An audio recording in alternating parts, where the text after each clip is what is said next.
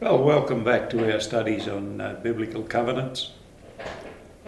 The one that we will be on now, it'll cover two sessions actually, is the threshold covenant, which relates to the cornerstone. And, no introduction to biblical covenants would be complete without reference to the threshold covenant, which is sometimes called the covenant of the door.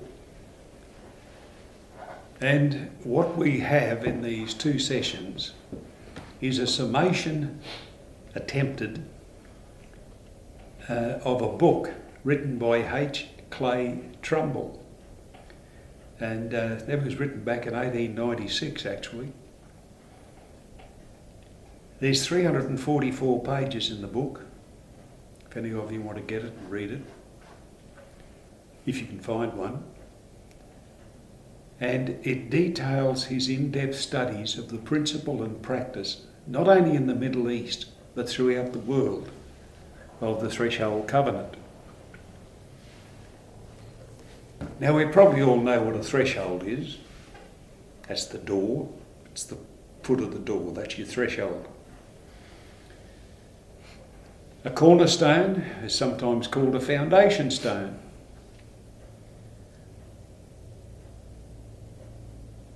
Do we understand what the Bible means when these terms are used? Threshold, cornerstone. A foundation stone or a cornerstone is derived from the first stone set in a masonry structure.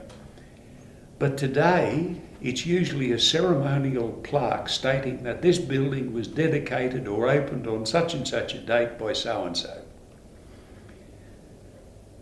The term is cited many times in the Old Testament and at least 6 in the New Testament, usually referring to Jesus as the cornerstone. This needs to be examined further. Now, we don't think of Jesus as being a ceremonial plaque. No. He's certainly not that. And to grasp the relationship between Jesus and the cornerstone, we need to understand the construction of houses as they were in Jesus' day and as they still are in many parts of the Middle East. The cornerstone, well, I'll start to put it another way. Unlike many modern homes as we have, usually the door is perhaps in the middle of the front wall. Not so in the masonry houses of the Middle East. The cornerstone is exactly what it says. It sits on the corner and the rest of the house is built away from that cornerstone, and that becomes the beginning stone of the house. And it's on the corner, and that is also where the door is, on the corner. Not in the middle of the wall. So the threshold is the cornerstone. The door is above the threshold. So it's quite a big stone. Oh yes. Yeah. Yeah. And it was also, can I express that? It was important in many ways. And some of it, if we move to the next slide, we'll see there where thresholds or cornerstones were dedicated and they became the altar of the house. And the house was further dedicated to whatever was the local deity or whoever was the local household god of the householder. And that was done by a sacrifice on the cornerstone. And the cornerstones, the thresholds, some had a little basin scraped out of them. Others had a little trough at the front where the blood of the sacrifice was caught.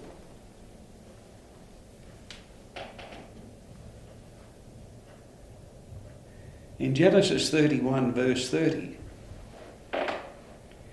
we read there, and now you have surely gone because you greatly long for your father's house. But why did you steal my gods? Now that was Laban.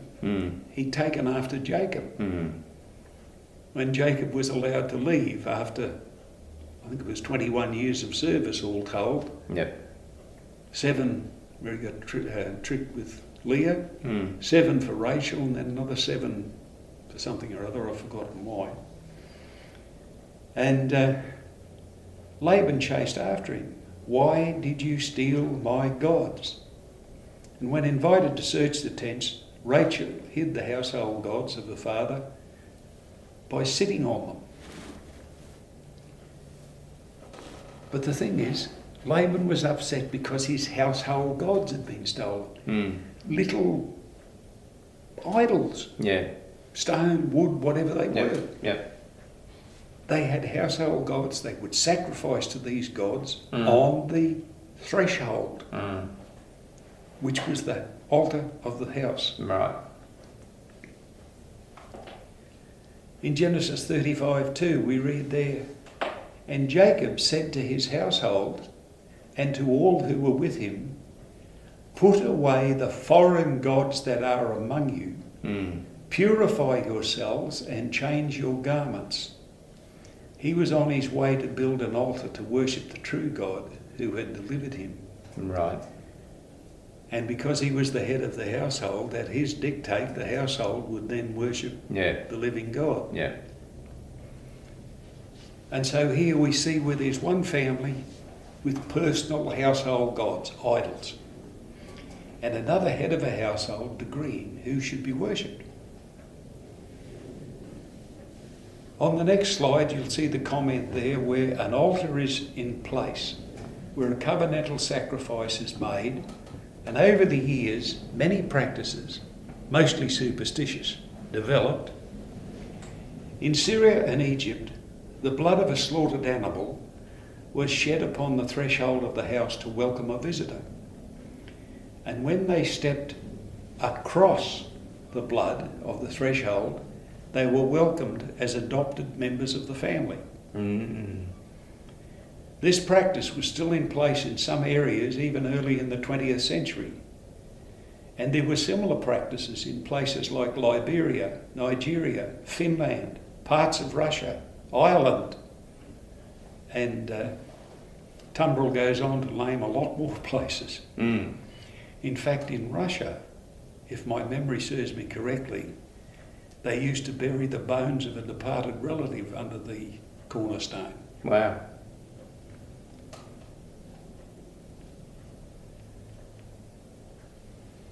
You see, when crossing the threshold, the visitor implies covenant with those who live in the house. Entering the house any other way branded you as a thief. And of course in John 10:9, Jesus said, I am the door. By me, if any man enter, he shall be saved. Yeah. And in John 10:1, he said, most assuredly I say to you, he who does not enter the sheepfold by the door, but climbs up some other way, the same is a thief and a robber. In the Hebrew New Testament, where we have climbs up, it's rendered digs through. Because mostly they didn't have windows, walls like that. It was dig through. I read of one account where a visitor to Saudi Arabia, only a few years ago, noted that a Bedouin tent appeared to contain something valuable. It was heavily guarded, but the guards were at the sides and the rear of the tent. The front of the tent stood open. He was told that no thief would cross the threshold of the tent because it was regarded as sacred. Right.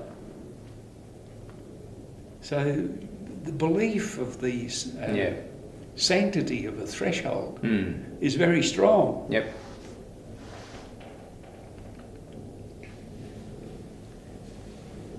In the next slide, we see there where to step on the threshold dishonours the host. It's extremely bad etiquette. And Leviticus 17:11 says, "For the life of the flesh is in the blood, and I have given it to you upon the altar to make an atonement for your souls." So the blood poured out on the threshold was representative of the life of the host. And to cross the threshold demanded the highest standards of hospitality. If a man's worst enemy was in the house by invitation, the host would be prepared to give his life to save his enemy, and the reverse was equally true. A phrase used to denote this threshold covenant is "under the shadow," and principle of protection involved came to imply being protected by powerful guards. Under the shadow of the Most High, eh? Now, the reason that the threshold, the cornerstone, became the altar of the house, remember there's no priesthood No, at this stage. no. And even though the practice continued long after the priesthood was established, the blood on the cornerstone, on the threshold, was still in practice in certain circumstances. Anyway, to give you an idea of how it worked, in Genesis 19, that's summarised in the next one, we read the destruction of Sodom and Gomorrah. The two angels were received into Lot's house. The men of Sodom came and demanded they be handed over to them, wanted to have homosexual relations with them. Lot refused, and in his refusal said something that's often viewed as terrible and demeaning of women. In Genesis 19:8 he says, "See now, I have two daughters who have not known a man. Please let me bring them out to you, and you may do to them as you wish. Only do nothing to these men, since this is the reason they have come under the shadow of my roof." Lot was prepared to do anything. He went out himself and they said, "We'll kill you, blah, blah, blah." And he said, "Well, I've got two daughters. Do what you want with them." It's got nothing to do with demeaning women. No. It's got nothing to do with a lack of love for his daughters. He was prepared to sacrifice the things that he loved most to protect the two angels, or men as he thought them to be, who were in his house and under the shadow of his roof. Yeah. They crossed his threshold. They were adopted as Under covenant. under covenant, implied covenant, crossed the threshold, they're Yep. part of the family. Anyway, as I said, if you were inside the house, you were equally bound to do what you could to protect it. And of course the two angels came out and they blinded the hordes of men, and they led Lot and his family, Out of the as city. much of it as who would go, which turned out to be Lot, his wife and his two daughters. His two prospective sons-in-law decided they'd stay behind.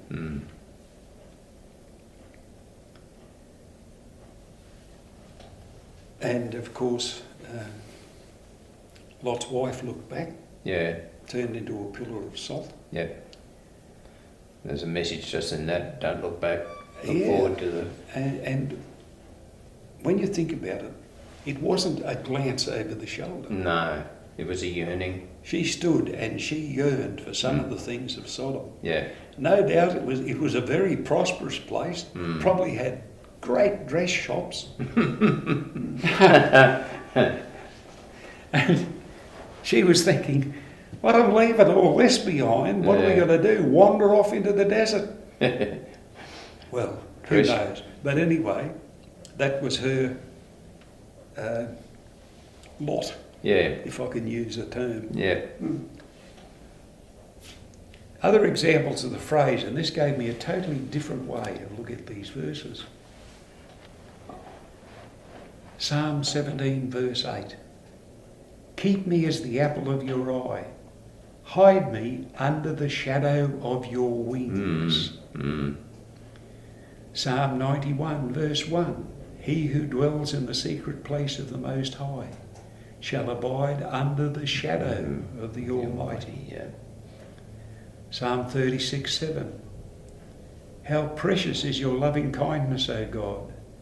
Therefore the children of men put their trust under the shadow of your wings. Psalm 57:1. Be merciful to me, O God, be merciful to me, for my soul trusts in you, and in the shadow of your wings I will make my refuge until these calamities have passed by. Psalm 63 verse 7. Because you have been my help, therefore in the shadow of your wings I will rejoice. Now it's interesting that the rabbis used to wear a prayer shawl that denoted that they were a rabbi, and of course Jesus had one of these too. And at the bottom of the prayer shawl there were a number of tassels. Yep. And they were put together in a certain way that there were a certain number of knots and a certain number of tassels, and they added up to 613, which was the number of laws that they then did. Oh, really? Okay. Yeah. But the ends of those tassels, as you came down the prayer shawl towards the tassels, they were called the wings. Ah, okay. So the rabbis had wings in their prayer shawl. Right, okay. And it contained the same inference. And the Jews believed that there was healing in the tassels of a rabbi's shawl. Right, okay. Now, if we think about the woman with the issue of blood. Yeah, that's and right. she I was fought just her way thinking of through, that. Yeah. And our Bible says, if I can but touch his clothing. No. If I can but touch the tassel Hem of his garment. his wings. Yeah, that's it. And she was made whole because her faith made her whole, and Jesus made that point. Yes. Your faith has made you You're whole. whole. Yep. And of course, having that perpetual issue of blood, she should not have been out in public. No, she was ceremonial unclean. Clean. She risked her life. Yeah. She'd have been stoned if they Caught caught up. her. But imagine 12 years, Yep. and that woman being ceremonially unclean. Did she have kids? She couldn't cuddle her kids. No. Did she have a husband? She couldn't touch him. No.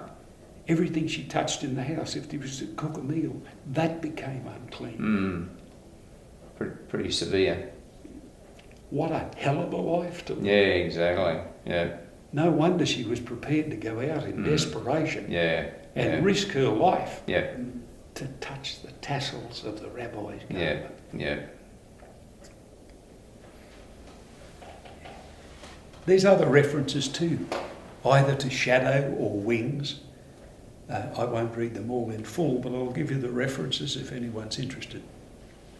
There's Isaiah 49 verse 2, Isaiah 51 verse 16, Lamentations 4 verse 20, Hosea 14 verse 7, Deuteronomy 32 verse 11, Ruth chapter 2 verse 12, Psalm 61 verse 4,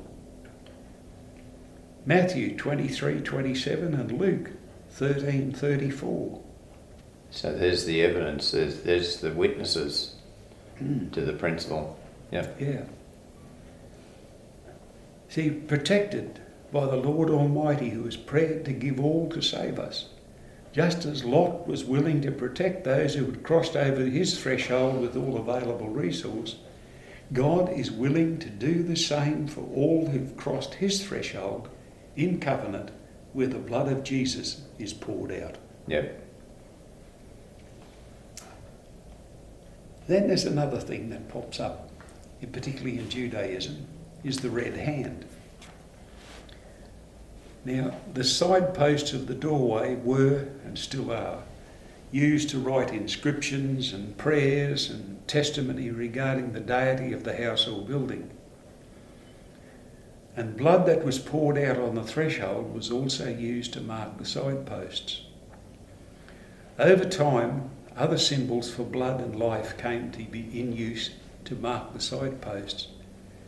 And an example in use even today in Israel is the imprint of a right hand painted red. Mm. It symbolises the blood of the Passover lamb and the hand of the Almighty, referencing back to the deliverance from Egypt and is representative of a binding covenant with deity. I've seen a number of houses in Israel and that red hand is very prominent Right, okay. on the doorpost. Okay. It's red paint. Yeah. It's not blood. Yeah, yeah. It's red paint, but somebody's painted their hand on Yeah, spot. just, Now, using Hebrew pictographs, which is similar to Egyptian hieroglyphics, right. the word Yahweh, or Jehovah, YHWH, Yud is the Y, is the hand, Mm.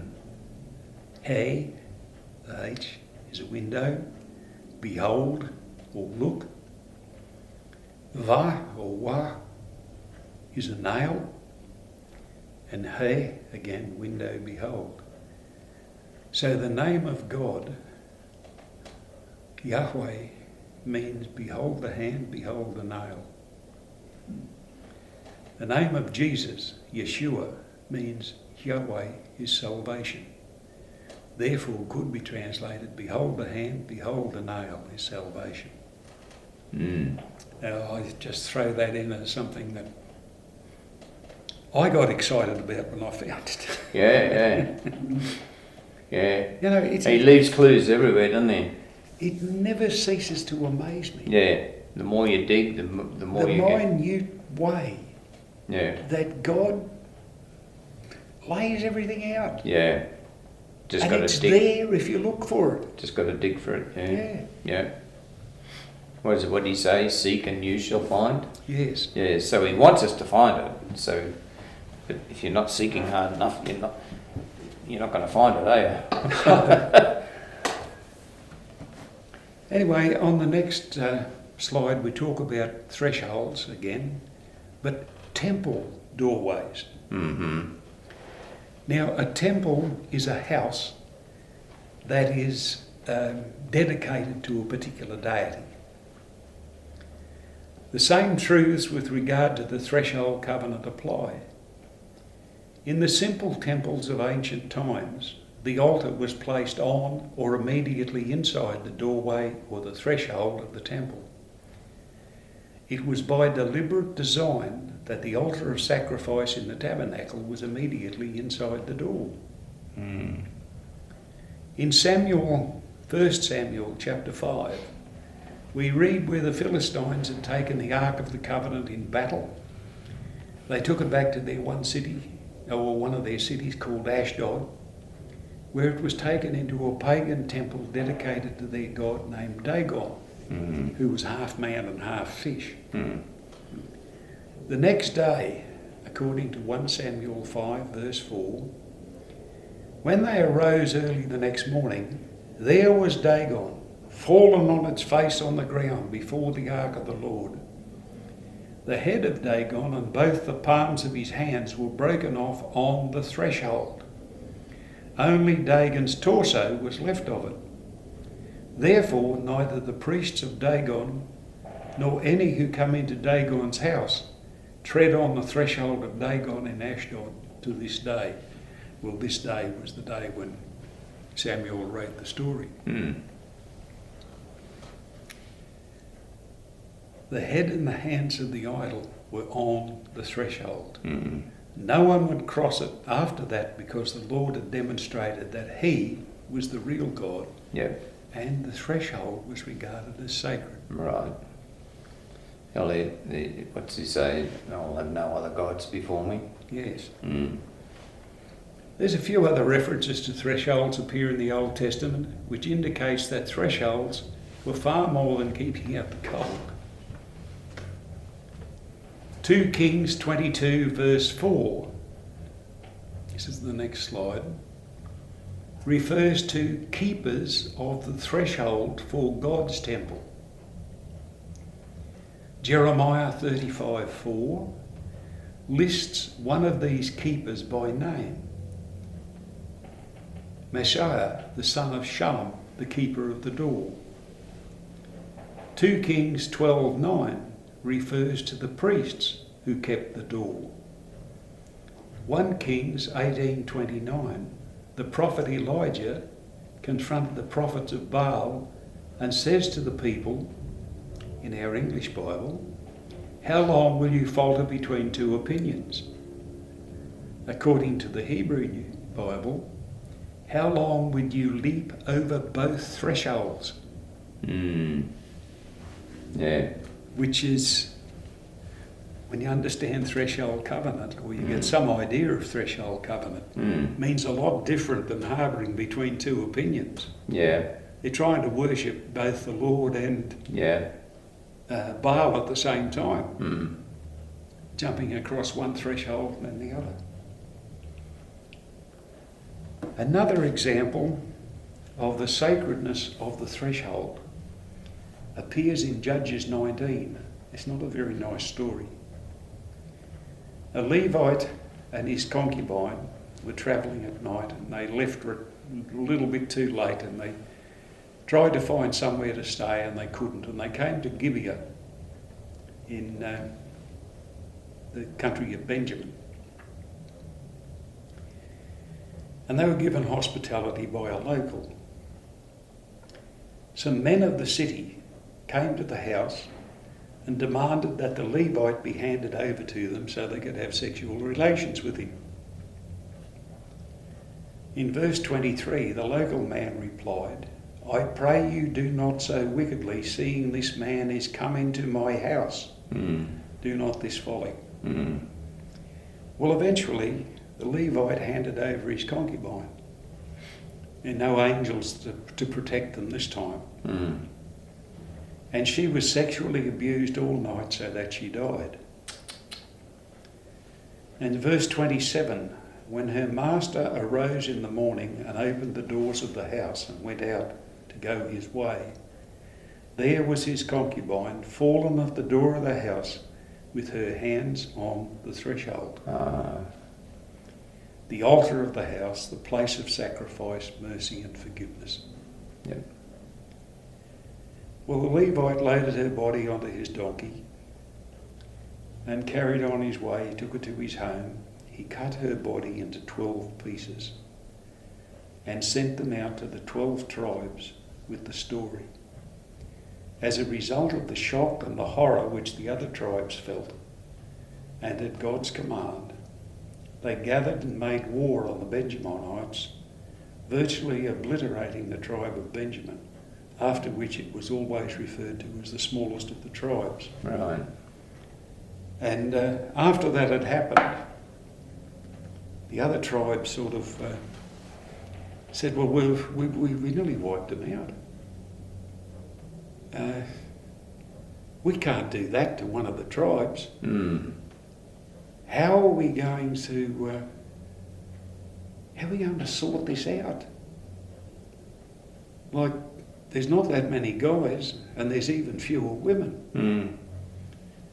So they worked out a scheme whereby at certain times of the year, the Benjaminite men were allowed to come into a certain paddock, if you like, and kidnap as many women as they needed, so that they could repopulate the tribe. My goodness. It's a horrible story. And yet it's but a whole different context back then, yes, to today's society. And but it's related back to the threshold. Yeah, that's right. The threshold. She's got her hands on the threshold. In a dying moment, she crawled to the threshold, put her hands on the altar of sacrifice. She knew she was in covenant. Mercy and forgiveness. She knew she was in covenant. Yeah. Now, the only other time Scripture records such an incident, must be getting tired, concerns Lot and Sodom. Yep. And in both instances, there were severe consequences for the offenders. You know that sin mercilessly rewards its followers. Yeah. You know, people say, oh, we do this and that. Gee, we had fun, you know. Yeah. The sting's always in the tail. The sting is always there somewhere. Yeah. The sting is always there somewhere. It's a fleeting moment of joy or pleasure or lust of the flesh or whatever, but then afterwards comes the consequences. Yep. There's always consequences. Yes. So there's benefits or consequences. God's ways is benefits, Satan's way is consequences. That's right. Mm. Well, we might leave it at that. Yeah. Next time we'll start on gates of the city and boundary markers and things like that, and how they all fit in Yep. with the threshold covenant. But we'll leave you with those thoughts. And sorry we had to finish on a sad story, Yeah. but we'll see you next time.